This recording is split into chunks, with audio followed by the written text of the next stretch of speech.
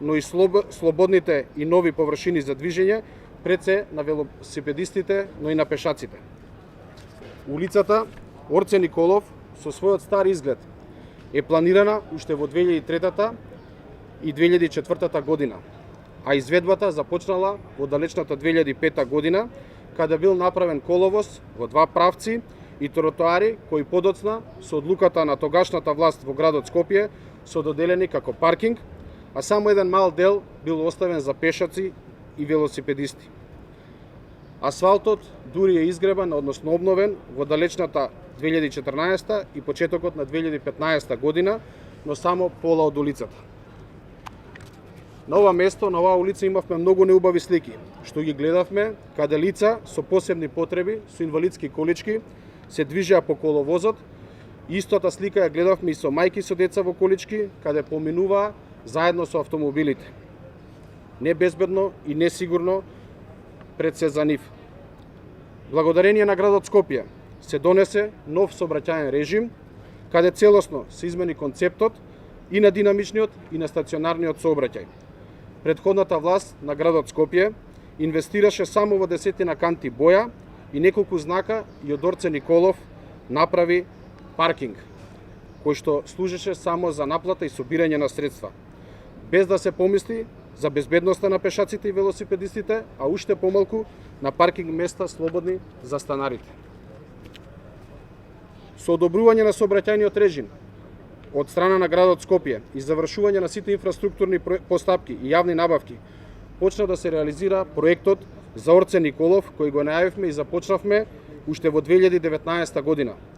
Затоа сум посебно благодарен на градоначалникот на град Скопје и градската администрација, бидејќи имаа слух дека некои работи треба да ги менуваме на подобро. Ќе се каже дека навистина е многу долг период од самата почетна идеја до сегашната реализација, но јас ќе напоминам дека цела една година ни требаше за да ги заедно со Евана и многу кабловски оператори ја спуштиме надземната инсталација и сите кабли под земја, и самата инсталација што ја спуштивме изнесува од прилика околу 2000 метри подземни инсталации и одстранети се дури 35 стари бандери. Новата улица, замислете во центарот на градот, да се движите и да возите велосипед, а да налетате на бандери кои што биле поставени пред 30, 40 и 50 години. Тоа веќе го нема. Конечно сите мрежи, кабли и инсталации кои на диво или без контрола поминувале низ Орце Николов, сега се наоѓаат под земја, за кои општината сега конечно има детален увид. Но тоа беше припремниот дел кој што траеше една година. Идејата за Орце Николов е многу поголема. Од улица со ширина од 7,5 метри, ја намаливме со ширина на 6 метри, се со цел да ослободиме тротоари за пешаци, но и велосипедски патеки кои никогаш овде не постојаа.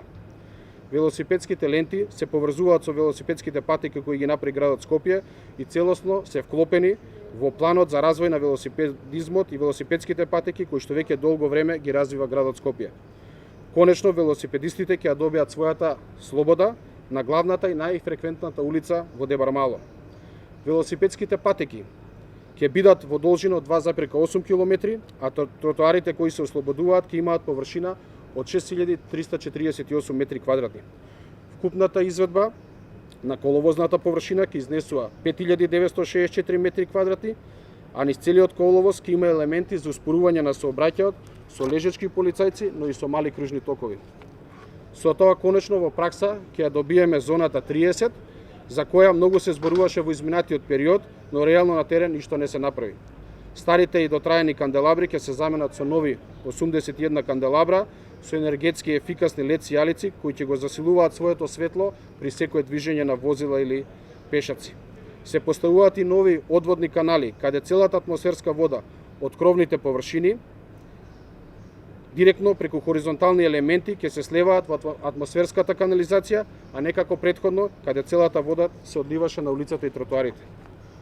Просторот кој што се користеше за паркирање по 90 степени се ослободува, а паркирањето се решава со надолжно паркирање и ќе биде исклучиво резидентно и само за станарите, а на сите канделабри се поставуваат смарт камери кои освен за безбедност на возилата ќе служат за да на самите станари и најавуваат доколку нивното паркинг место е зафатено, а истите ќе ја следат состојбата преку својата мобилна ПОЦ апликација. Со завршување на целата улица ќе се отстранат сите тераси и поставени објекти и елементи кои во минатото представуваа пречка за нормално движење пред се на пешаците, но и на велосипедистите. Освен постојаните дрвореди, дополнително ќе се зголеми зеленилото на сите слободни површини. Почитувани, улицата Орце Николов, како и многу други проекти, се финансирани директно од буџетот на општина Центар. Износот околу 70 милиони денара целосно е обезбеден од буџетот на општина Центар. Но тоа немаше да се случи доколку ја немавме поддршката од централната власт.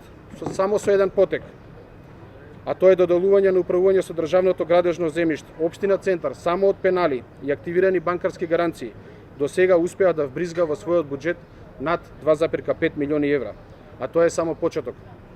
Затоа, премиере, во моје име ви се заблагодарувам за зголемените ингеренции, а со тоа директно ни помагате за да финансиски можеме да ги обработиме ваквите проекти.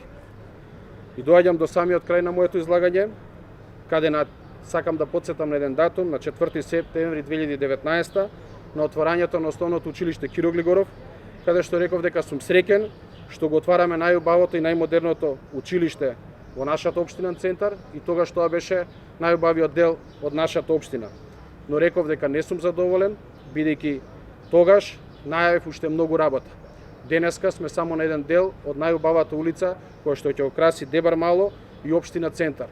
И тука нема да застанеме, бидејќи се потрудиме секој квадратен метар да го направиме да биде најубав дел за нашите центарци. Центарци дебармалци почнуваат да ја добиваат најубавата, најбезбедната и најмодерната улица со многу смарт решенија.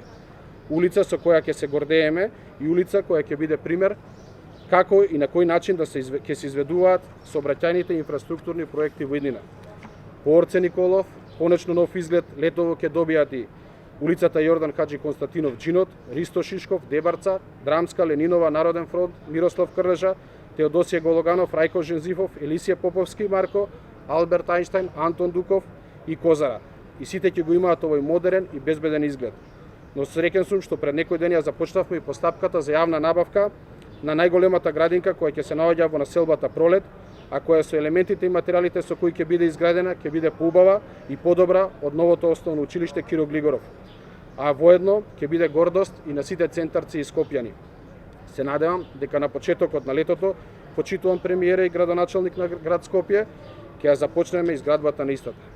Почитувани, оваа улица го носи името на еден од најзначајните народни херои од народно-ослободителната борба, кој во тоа време се борел за слободата и човековите правдини. Денес ние таа борба ја продолжуваме, но овој пат за слободни тротоари, слободно движење за пешаците и велосипедистите и пред се за безбедно и сигурно општество. Ви благодарам на присуството и пред се на довербата и поддршка.